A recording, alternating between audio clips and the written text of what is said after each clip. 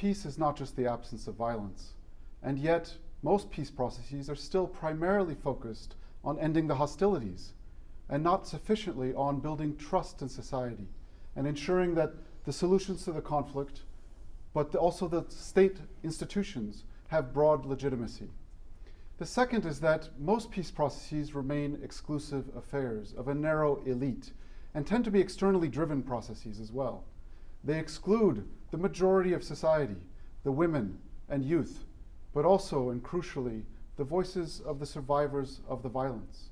And if we hope for justice to underpin a lasting peace, their voices must not just be heard, but must influence the solutions. Then we have confused over the years a peace process with a negotiating table.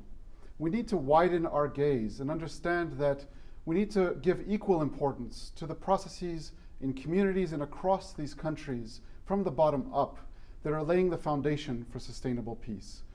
And we need to recognize that the negotiating table also has a tendency to reward the guys with the guns, and that the greater your ability to commit violence, the greater your seat at the table, and that shouldn't be the case. Then, when we do reach a peace agreement, we tend not to implement them. In 35% of the cases, we don't implement them at all. And of the remaining 65%, about half of those are left to die a slow death of neglect, because those who come into power after a conflict tend not to have signed it and don't feel a sense of accountability to what was agreed.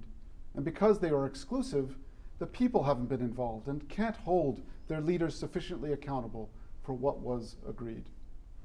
Then, as peacemakers and as an international community, we need to look at ourselves in the mirror too.